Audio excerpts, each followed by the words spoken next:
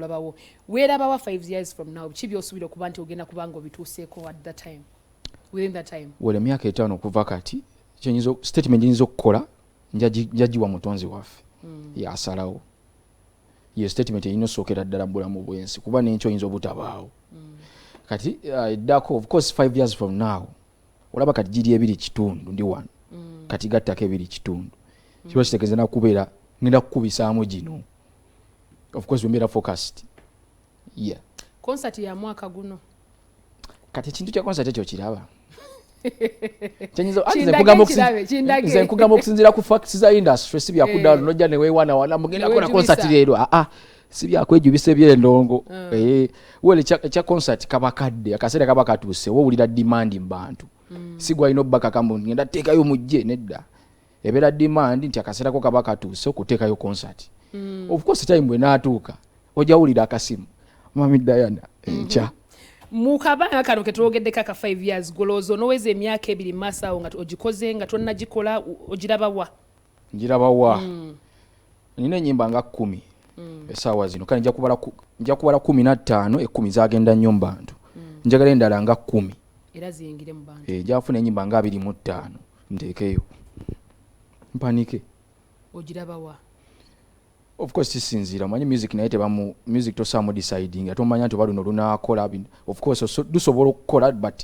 on the bid nti luno lusobola okukola ennyo luno lusobola okukola mpola olwo tukulabawa lugogo tugende ku Africana Serena tunaaba tuli mu kaseera kyawo kolowooza Diana music wange n'omulaba music wange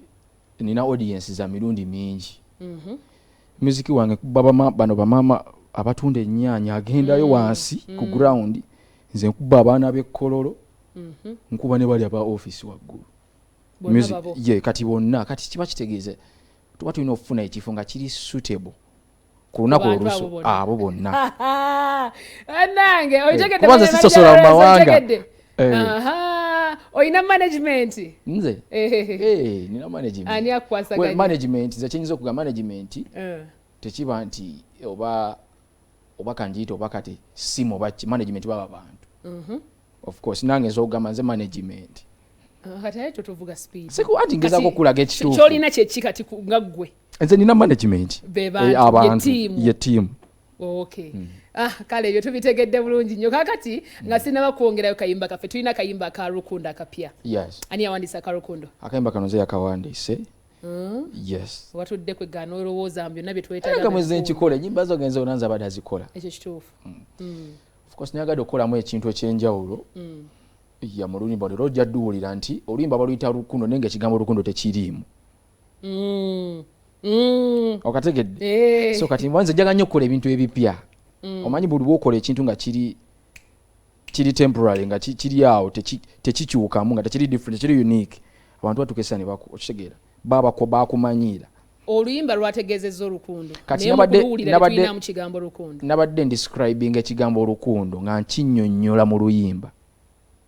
tujja kinunoonyeza endooza ekigambo ekyaffe omanyi abantu etumala owuliriza oluyimba ffe tumanyi olunoonyeza ekigambo twatusazeho kino naye twapremiering oluyimba luno ku Monday era engeri omuyimbi gyaliwo olunaku olwaleero kati ndowooza gwe lwepremieringire abantu lubanjulira oluyimba olubateere oluyimba lwange luno baluyita Lukundo oluyimba lulungi ndwagala nnyo nze nga nze omanyi osooka n'oyagala ebibyo then kati nembanjulira abantu of course mbadde nakawuta nnaku ziringa 5 naye tujja kulaba results mu mwezi nga gumu oluyimba terukuba mu lunaku lumu enyimba zange zikula nga mwana step by step lulungi of course basobola streaming basobola duwuliriza mulimu nabaluwuliriza mu kisenge je bali kati nolina luuliza nga lye musinagamba mwana akabi ate bajja nagamba naluzala ate mu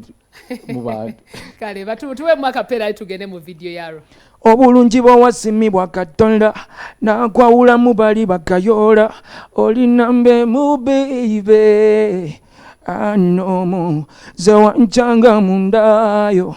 nonyola nompunza era nakutamira nada ndi mulavu yuhu munda showtime